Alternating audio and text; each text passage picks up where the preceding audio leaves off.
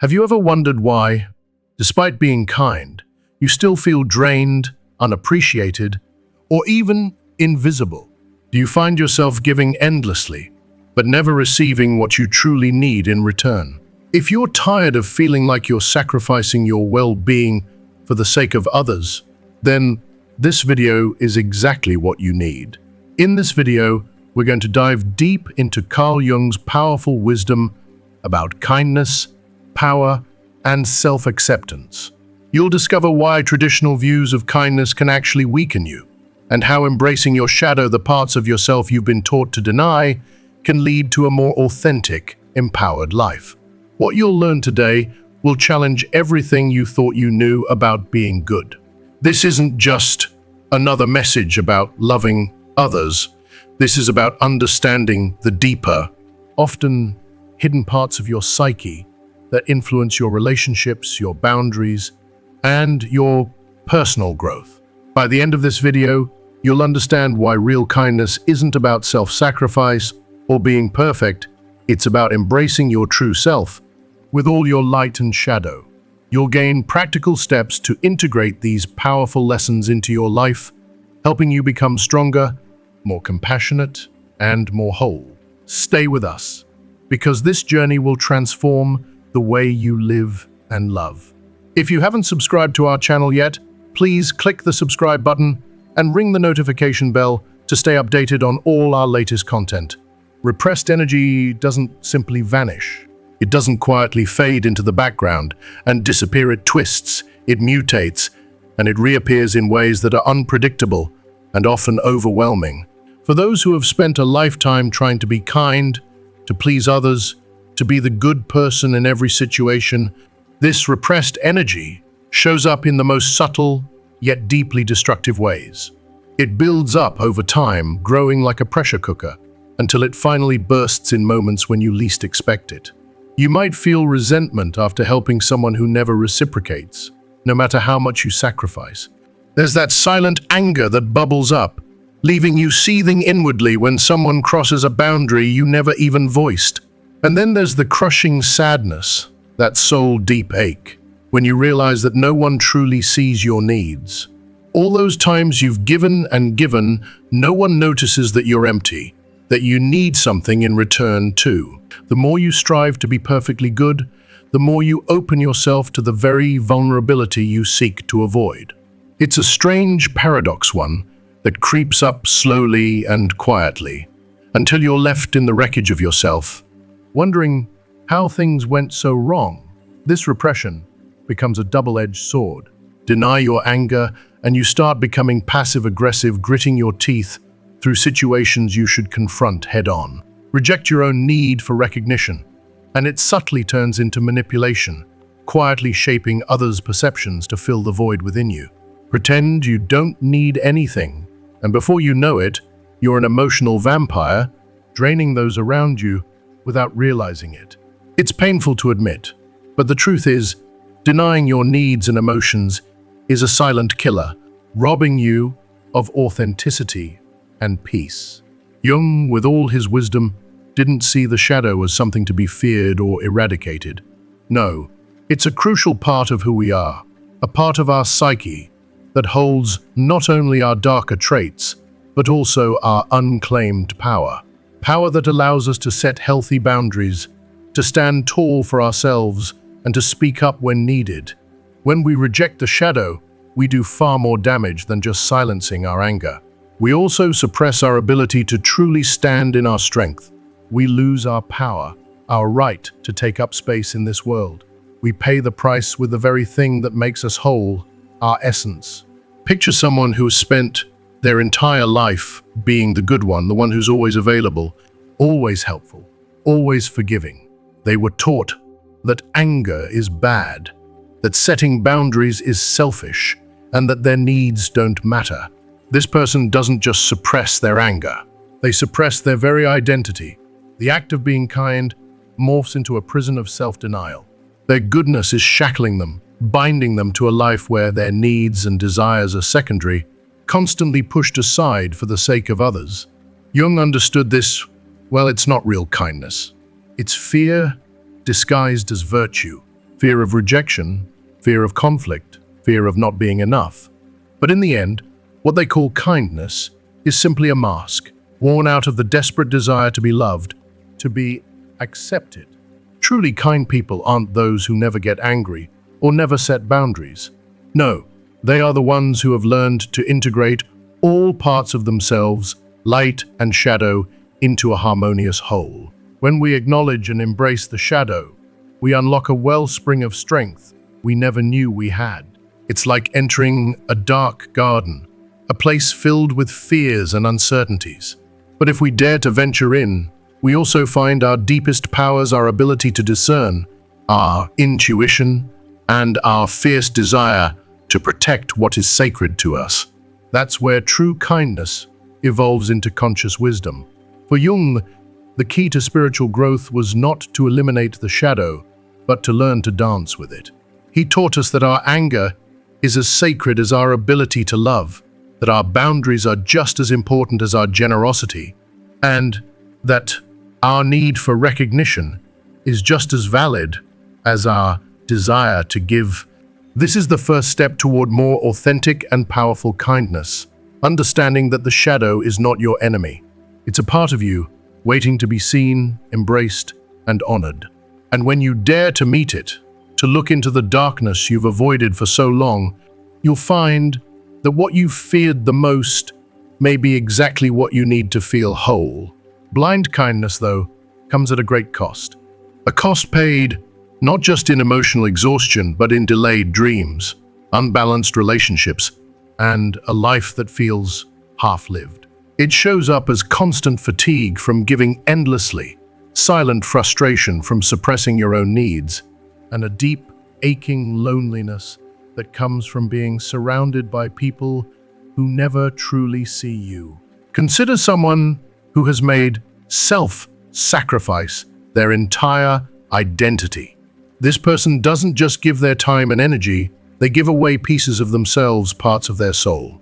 Every time they ignore their own needs for the sake of others, every time they silence their voice to keep the peace, every time they say yes when their soul is screaming no, they are paying with fragments of their essence.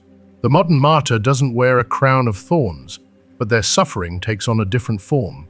They stay awake at night, their mind racing with worry about others' problems.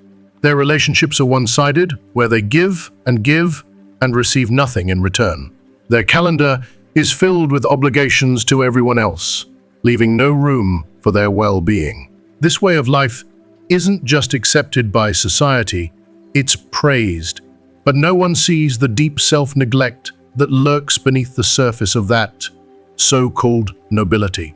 People don't realize the damage being done by this endless giving, this self-sacrifice that ultimately robs you of your identity. It's not kindness, it's an invitation to lose yourself, to disappear in the name of being good. Jung observed that this pattern of self-sacrifice often has deep roots in childhood. Perhaps you were that child who felt the weight of being the good one, the one who kept the peace in the family, who swallowed their emotions for the sake of others' comfort. Maybe you learned that your worth was tied to how much you could give, how much you could do for everyone else, even if it meant neglecting your own needs. These early lessons, often taught by the very people who were supposed to nurture and protect us, become invisible chains that bind us to self-destructive behaviors as adults. They form the foundation of a life lived not for ourselves but for others, leaving us with the false belief that love and worth are earned through endless self-sacrifice. The relationships of someone practicing blind kindness follow a predictable script. They are the go-to confidant, the rock, the one others lean on during tough times. But when they need help, they're met with a painful emptiness, the stark realization that they're surrounded by people who know their kindness, but not their heart. They're the shoulder to cry on, yet their shoulders are heavy, laden with unmet needs. The tragedy is that people become so accustomed to receiving from them that they don't even think about offering anything in return. It's a unique kind of loneliness, being surrounded by others, yet feeling unseen, unloved, and invisible. The exhaustion from constantly giving isn't just physical. It's a deep, soul-level fatigue that drains not only your energy, but your very essence. It slowly robs you of the joy of living, turning each day into a cycle of depletion. It feels like a slow spiritual death, where you gradually lose touch with your dreams, desires, and needs. You become an empty vessel, existing solely to fulfill the needs of others, but never having the space to acknowledge or meet your own. This imbalance breeds a toxic dynamic where the kind person becomes indispensable to others, but increasingly invisible to themselves. They sacrifice their own identity, their authenticity, for the illusion of virtuous selflessness. It's a form of codependency masquerading as love and kindness. But in truth, it's a self-imposed prison, a trap where they lose sight of who they are and what they need. The cruel irony is that this excessive kindness doesn't just harm the person practicing. It also harms the very people they're trying to help. By constantly rescuing others, by always being available, by never allowing others to face the natural consequences of their actions, the chronically kind person stunts the growth of those they seek to save. This behavior pattern doesn't just drain you, it breeds resentment. The resentment of someone who's given everything and received nothing in return. The frustration of someone who's always there for others, yet finds no one there when they need support. And when that resentment is buried under layers of kindness, it festers and grows into a poison that slowly seeps into every relationship. It makes us bitter, disconnected, and ultimately more broken. If you are still watching this video and find these lessons helpful, please comment number 1 below to let me know that you are still watching this video with me. This is the true cost of blind kindness. It's not just about losing our energy, our time, or our peace of mind. We lose connection to our true essence, to the parts of ourselves that matter most.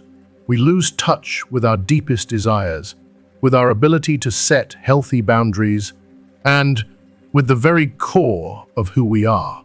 We become diluted versions of ourselves, existing primarily in service to others' needs, but never taking the time to care for ourselves. Integrating the shadow is not an easy process. It's not a smooth or comfortable journey. It's a path that demands courage, honesty, and the willingness to face the parts of ourselves we've long avoided. It's like turning on a light in a room that's been dark for years. At first, what we see might be unsettling, even frightening, but only by facing it head-on can we begin to put things in order and start the process of true transformation. It's a hard truth to accept, but it's the key to finding ourselves again. Only when we stop hiding from our shadow, when we embrace all parts of ourselves, light and dark, can we begin to live authentically, fully, and with purpose. This transformative journey begins with the realization that our excessive kindness has often been a form of avoidance. We avoid conflict, we avoid rejection, and we avoid the vulnerability of being judged or criticized. At the core of every act of excessive kindness lies a fundamental fear, the fear of not being loved for who we truly are. The truth is, many of us have built our lives around pleasing others, putting their needs before our own, to be accepted. But behind this facade, we are simply hiding from the fear that if we don't give everything of ourselves, we won't be truly loved or valued. Transformation requires a courage that goes beyond mere strength. It demands bravery. It requires us to be willing to disappoint those who have become accustomed to our endless availability, those who have come to expect us to always be there, no matter the cost to ourselves. It's like rewriting an invisible contract we've held with the world for years. The silent agreement we've been living by has been, I'll be everything you need, and in return, you'll love me. But now, the new contract says, I'll be authentic, even if that means I won't always please you. This shift isn't about becoming cruel or indifferent.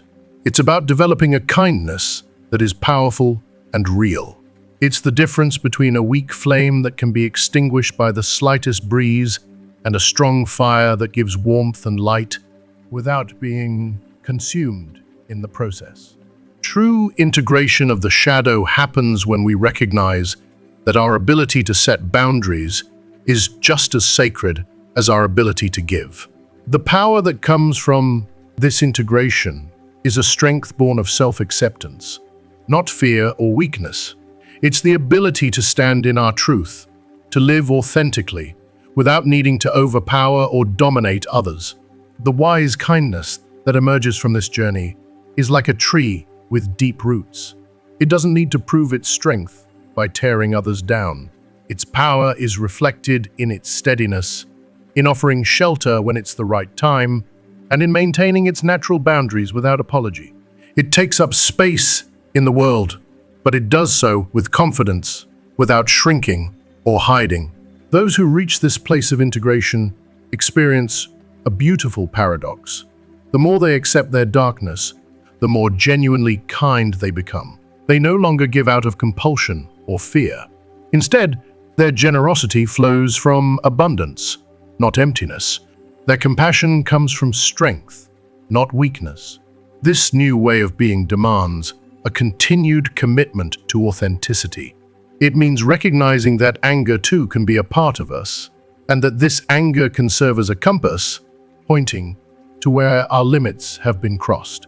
It means acknowledging that there will be times when we need to say no, and that this no is just as sacred as any yes we've ever offered.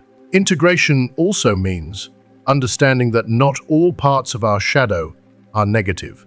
Within that shadow we feared lie some of our most powerful gifts, our discernment, our intuition about others' intentions, and our fierce ability to protect what we hold sacred.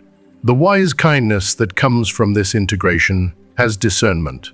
It knows when to give and when to withhold, when to move closer and when to keep a distance.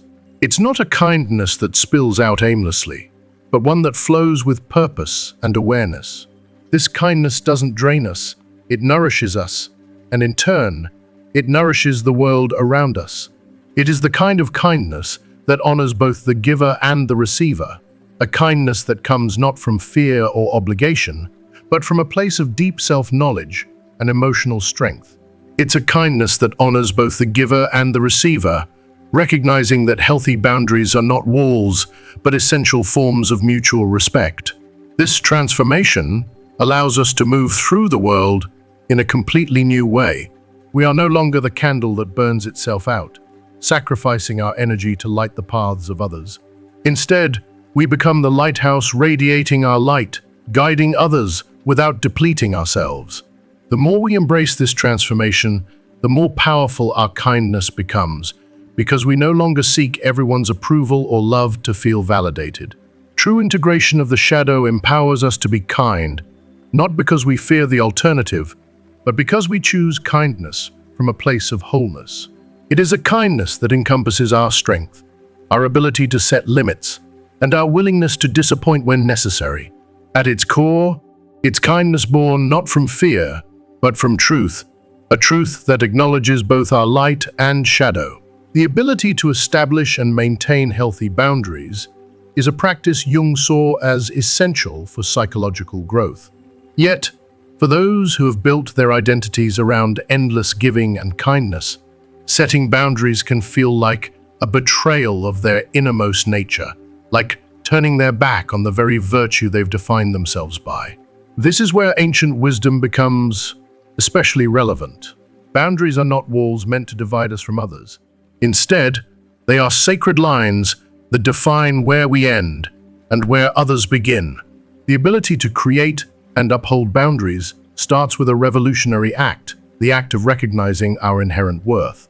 Not the worth based on how much we give or what we do for others, but the worth that exists simply because we are. This recognition isn't selfish. It's a fundamental act of psychological honesty. When we begin to truly value ourselves, a new way of relating to the world unfolds. We no longer need to earn our right to exist through excessive goodness or endless self-sacrifice. We begin to understand that reciprocity in relationships is not a luxury, it's a psychological necessity. Healthy relationships those that nourish both parties, are built on a balance of giving and receiving. This understanding changes everything. We begin to realize that when we allow others to cross our boundaries repeatedly, we not only harm ourselves, but we also prevent them from learning how to respect their limits. Boundaries, when set and respected, not only protect us, they teach others how to honor their boundaries and become healthier, more respectful people. In turn, genuine kindness is not just about giving endlessly, it includes the strength to uphold clear boundaries, because these boundaries protect not only our ability to give, but also the dignity of those who receive. It's a delicate balance. By setting healthy boundaries, we honor ourselves and others in a way that creates space for truly meaningful connections. People who learn to set boundaries discover a fascinating paradox. Their relationships, while fewer, become far more meaningful. Some people may drift away when we are no longer unconditionally available, no longer a source of constant self-sacrifice. But those who stay will be the ones who truly respect us as whole, complete beings. They will value our time, our energy, and our presence. Not because we give everything away, but because we give from a place of self-respect and strength. The practice of setting boundaries involves developing an entirely new emotional vocabulary. We start to feel the difference between authentic guilt, the kind that comes from a place of care and empathy, and manipulated guilt, the kind used to control us or make us feel responsible for others' happiness. We begin to understand the difference between true responsibility and the burdens we have wrongly taken on because of our fears and insecurities. We realize that our time, energy, and emotional resources are limited and sacred. We cannot pour from an empty well. Setting and maintaining boundaries ensures that we always have something to offer when it's truly needed and appropriate. The true protection of our kindness doesn't come from building walls to shield ourselves from others. It comes from developing wise discernment, learning where, when, and with whom to share our gifts. It's like tending a garden. A garden needs both clear borders to protect its growth and constant care to thrive. Similarly, when we guard our energy and resources properly, our ability to be genuinely kind grows stronger, not weaker. The alchemy of transformation is a profound process that begins when we finally allow our light and shadow to dance together. It's like watching two streams merge, creating something entirely new, neither purely light nor purely dark, but a new kind of power born from conscious integration. This alchemical journey begins when we stop fighting against our dual nature. Jung discovered that true transformation doesn't happen by trying to eliminate our darker parts, but by allowing them to teach us what we need to learn. Our anger, our frustrations, and even our weaknesses carry lessons that can lead us to deeper wisdom and more authentic power. Embracing both our light and our shadow allows us to live fully, to love fully, and to be truly whole. If you are still watching this video and find these lessons helpful, please comment number 2 below to let me know that you are still watching this video with me. Our anger is not something to fear or suppress. It's a powerful signal, showing us exactly where we need to set boundaries. When we feel resentment, it's an indication that we've been giving too much energy, too much of ourselves. And our sadness? It whispers to us, revealing where more care, more attention is needed in our lives. As we begin to integrate these emotions, authentic strength emerges from the depths of self-awareness, like gold purified through an alchemical fire. This strength is no longer about the brute force of aggression or the weakness masked by endless kindness. It's a refined, deeply rooted power. A power that knows when to step forward and when to pull back, when to give and when to conserve, when to speak and when to remain silent. People who reach this state of integration develop a particular presence. They don't need to prove their goodness or their power to anyone. They simply are. Their authenticity becomes their shield and their truth, their sword. They've learned that real strength doesn't lie in controlling others, but in mastering themselves. The wisdom that comes with this transformation is akin to a controlled flame. It can warm, comfort, and heal, or it can burn, depending on how it's used. This is a strength rooted in awareness and choice. Those who achieve this integration understand that their power isn't meant to dominate others. Rather, it's meant to protect what is sacred, including their essence. They've learned that kindness without discernment is just as dangerous as power without compassion. In this new way of being in the world, we find that every decision requires constant vigilance, not from a place of fear, but from awakened awareness. It's like tending a balanced garden. Some plants need more sun, others more shade, and the wise gardener knows that both are necessary for a healthy ecosystem. In the same way, we learn to nourish both our light and our shadow, knowing that both are essential to our wholeness.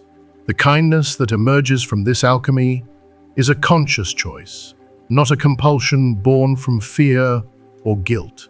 It's a kindness that knows its worth, that no longer feels the need to prove itself constantly, that can say no without guilt and yes without resentment.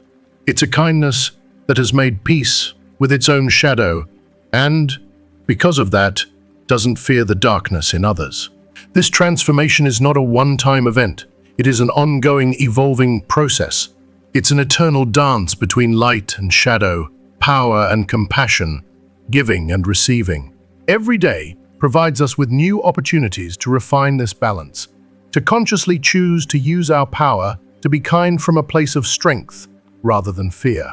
This personal alchemy, this growth and transformation creates a ripple effect that extends outward into the world around us. When we allow ourselves to be whole, we give others the implicit permission to do the same. By showing that it's possible to be both strong and kind, both powerful and compassionate, we create a new paradigm, one where balance and authenticity take center stage in our lives and relationships. A new model of what it means to be truly human has emerged. The final transformation leads us to a place where we understand that real kindness is not a straitjacket that limits us, but a power that sets us free. It's not a mask we wear to gain acceptance from others, but an authentic expression of who we truly are. This kind of kindness is born from deep within, a state of being where our power and compassion flow from the same source. It's where our light and shadow work together, seamlessly blending to create something far greater than the sum of their parts. The journey we've explored through Jung's wisdom isn't just a set of abstract ideas or theories, it's a call to deep transformation. This transformation begins the moment we accept that our kindness doesn't need to be perfect to be meaningful, that our power doesn't need to be feared to be respected, and that our wholeness includes both our light and our shadow. Jung has shown us that the path to a more authentic and powerful life doesn't lie in denying or repressing our dual nature, but in consciously embracing it, allowing both sides of ourselves to exist in harmony. When we integrate our shadow, when we allow our power and our kindness to coexist, we become more complete. We become more capable of creating the life we truly desire, not one defined by self-sacrifice or fear of rejection. Now, the invitation is to take the next step, to look within and ask yourself, what parts of you have you been denying in the name of being good? What power have you been repressing out of fear of being less accepted? What boundaries have you been avoiding to protect others at the cost of your peace? This is the moment to remember, your kindness does not depend on your perfection. Your worth is not defined by how much you give or sacrifice for others. Your power doesn't diminish your capacity to love. And your boundaries, those sacred lines you set for yourself, do not make you any less worthy of being loved. They are the foundation of healthy, meaningful relationships. The transformation Jung invites us to make is not a final destination. It's an ongoing, ever-evolving journey. Every day presents new opportunities to choose authenticity over people-pleasing, conscious power over weakness disguised as virtue, and real kindness over automatic self-sacrifice. The world needs people who have integrated both their light and their shadow, people who understand that true goodness doesn't come from repression, but from conscious integration. It needs whole human beings who can embody both strength and compassion, who know when to give and when to hold back, and who understand that their boundaries are just as sacred as their ability to love. As we come to the end of this journey, I hope you've gained new insights into what true kindness, strength, and self-awareness mean. This transformation, embracing both our light and our shadow, isn't easy, but it's the key to living a life that's not only authentic, but powerful. So, what have you learned today? What new understanding will you carry with you and put into practice in your own life? I'd love to hear from you. Comment below and share one thing you've learned and how you plan to bring it into your daily life. If this video resonated with you, please leave a comment and don't forget to like, share, and subscribe to our channel so we can continue this journey together. Your support helps us spread these transformative ideas to more people who need to hear them. Thank you for watching, and remember, true transformation is a continuous journey. Let's walk it together, embracing our full selves every step of the way.